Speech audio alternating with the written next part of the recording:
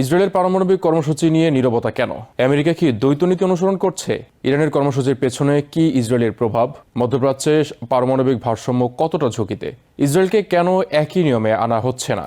আপনারা দেখছেন TVN24 news network. সবশেষ আপডেটে স্বাগত জানাচ্ছি আমি শোয়েব আক্তার। ইসরায়েলের পারমাণবিক কর্মসূচি নিয়ে দীর্ঘদিনের অস্পষ্টতা নীতি ভেঙে স্বচ্ছতা আনার দাবি জোরালো হচ্ছে আমেরিকার রাজনীতির ভেতরেই।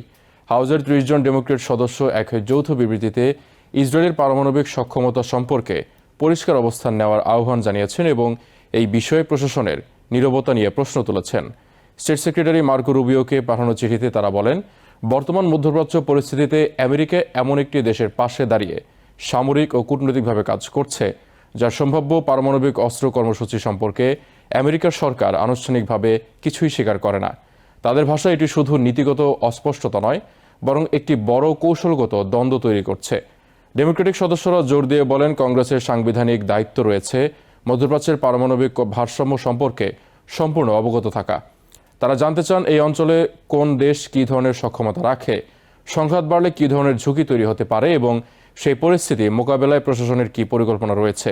তাদের মতে এই তথ্য ছাড়া নীতি নির্ধারণ করা মানে অন্ধকারে সিদ্ধান্ত নেওয়া।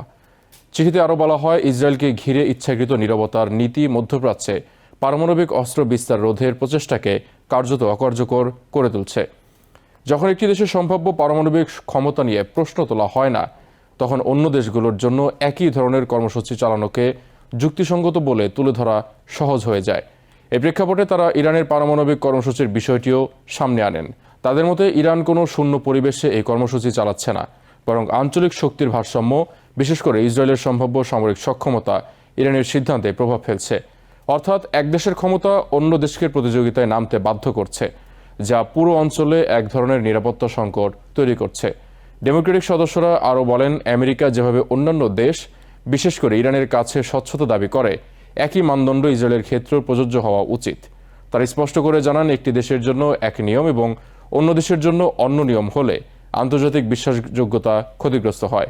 ইসরায়েল দীর্ঘদিন ধরে তাদের পারমাণবিক সক্ষমতা নিয়ে না স্বীকার না অস্বীকার এই কৌশল অনুসরণ করে আসছে। এই নীতির ফলে তারা একদিকে আন্তর্জাতিক চাপ এড়িয়ে যেতে পেরেছে, অন্যদিকে সম্ভাব্য প্রতিরোধ শক্তিও বজায় রেখেছে। তবে এই অবস্থান নিয়ে আন্তর্জাতিক মহলে বহুবার প্রশ্ন উঠলেও বড় কোনো পরিবর্তন দেখা যায়নি। বিশেষজ্ঞদের মতে এই নতুন রাজনৈতিক চাপ আমেরিকার অভ্যন্তরীণ নীতিতেই একটি পরিবর্তনের ইঙ্গিত দেয়। বিশেষ করে ডেমোক্রেটদের একটি অংশ এখন মধ্যপ্রাচ্যে সমতাভিত্তিক নীতি চায়, যেখানে সব দেশের জন্য একই নিয়ম প্রযোজ্য হবে। এটি ভবিষ্যতে আমেরিকার কূটনৈতিক অবস্থানকে প্রভাবিত করতে পারে। একই সঙ্গে এই বিতর্ক এমন এক সময়ে সামনে এলো যখন মধ্যপ্রাচ্যে উত্তেজনা ইতিমধ্যেই তীব্র। হরমুজ প্রণালী ঘিরে সংঘাত, ইরান ইসরায়েল উত্তেজনা এবং আঞ্চলিক নিরাপত্তা সংকট সব মিলিয়ে পরিস্থিতি অত্যন্ত সংবেদনশীল। এর মধ্যে পারমাণবিক ইস্যু সামনে আসায় ঝুঁকি আরও বেড়েছে। বিশেষজ্ঞরা সতর্ক করছেন, যদি এই ধরনের অস্পষ্টতা বজায় থাকে তাহলে মধ্যপ্রাচ্যে পারমাণবিক প্রতিযোগিতা আরও তীব্র হতে পারে। এতে শুধু আঞ্চলিক নিরাপত্তা নয়, বৈশ্বিক নিরাপত্তাও হুমকির মুখে পড়তে পারে। ডেমোক্রেটদের এই পদক্ষেপ তাই শুধু একটি রাজনৈতিক বক্তব্য নয়, এটি ভবিষ্যতের নীতি নির্ধারণের দিক নির্দেশনা হিসেবেও দেখা হচ্ছে। তারা মূলত একটি স্পষ্ট বার্তা দিতে চেয়েছেন যে আন্তর্জাতিক নিরাপত্তা নিশ্চিত করতে হলে দ্বৈত মানদণ্ড ত্যাগ করতে হবে এবং সব দেশের জন্য সমান নিয়ম প্রযোজ্য করতে হবে। ইসরায়েলের পারমাণবিক কর্মসূচি নিয়ে এই বিতর্ক এখন শুধু একটি কূটনৈতিক প্রশ্ন নয়, বরং এটি মধ্যপ্রাচ্যের শক্তির ভারসাম্য, বৈশ্বিক নিরাপত্তা এবং আন্তর্জাতিক নীতির বিশ্বাসযোগ্যতার সঙ্গে সরাসরি জড়িত। এখন দেখার বিষয়, আমেরিকার প্রশাসন এই চাপের মুখে তাদের অবস্থান পরিবর্তন করে কিনা, নাকি আগের মতোই নীরব নীতি বজায় রাখে। নিউ ইয়র্ক থেকে সম্প্রচারিত TVN24 টেলিভিশন বিশ্বজুড়ে বাঙালির কণ্ঠস্বর।